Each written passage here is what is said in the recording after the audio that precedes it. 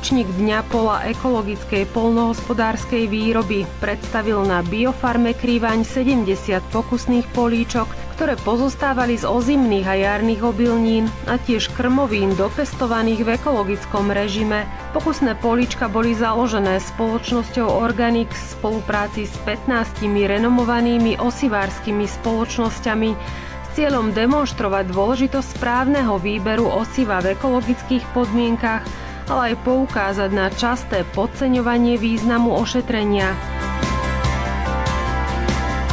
Jednotlivé varianty obilnín a krmovín boli vysievané po vápnení a pestované za pomoci ošetrenia biostimulantami a ekologickými prípravkami na výživu a ochranu rastlín. Chceli sme im demonštrovať rôzne druhy odrôd obilnín, ako sa im darí v týchto náročných podmienkach, ktoré sú 800 metrov nad morom pri obci Važec.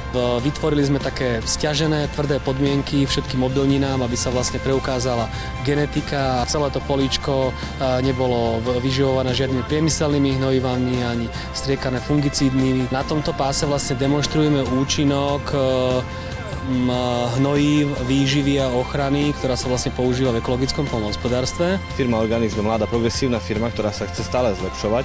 Tak oproti prvému ročníku sme to chceli spestriť, zlepšiť, preto sme sa rozhodli okrem ozimných obilnín zaviesť tu aj jarné obilniny, aby tí farmári videli, ako sa správajú jarné obilniny v týchto podmienkach. Takisto sme sa rozhodli pre krmoviny.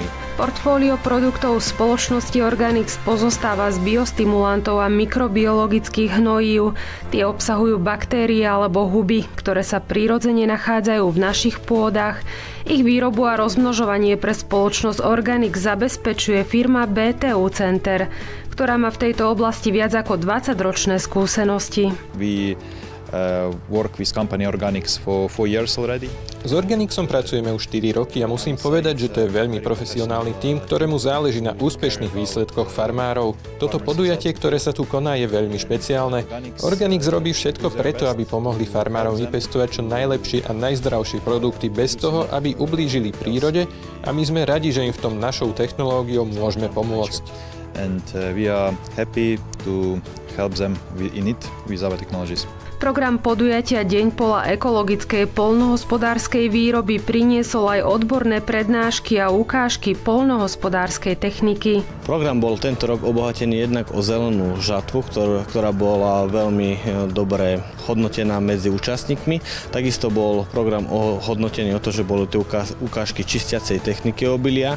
A takisto veľmi zaujímavá téma, ktorá bola do plusu, bolo to, že bolo vykonané vápnenie trvalotravných porastov. Nosnou témou podujatia bola jedna z prioritných tém spoločnosti Organix, a to komunikácia s klientami v otázke osív a ich ošetrenia. Jeden typ ošetrenia, ktorý vlastne preferujeme a plánujeme do budúcna aplikovať do praxe, to je aplikácia stimulantu na báze aminokyselín s mikroprvkami spolu aj s prípravkom na báze baktérie a húb. Tento produkt okrem stimulácie koreňovej sústavy zabezpečuje aj výživu v priebehu celej vegetačnej sezóny. Využíva sa pritom vzťah starý niekoľko 100 miliónov rokov. Priateľský vzťah medzi pôdnou hubou a koreňom, ktoré si navzájom vymieňajú živiny. Na tomto demonštračnom pokuse môžete vidieť, že porast, ktorý je jednorázovo ošetrený, len osivo, ktoré je ošetrené mykorízným prípravkom, je zasiaté. Je vidieť, že vlastne na tej pravej strane porastu je porast zrastlejší, je aktívnejší. Farmár môže na základe takéto rýchlej, jednoduchej a lacnej aplikácie pripraviť rastlín do sezóny zdravú a s vyššou úrodou. Miriam Poláková, televízia Nitrička.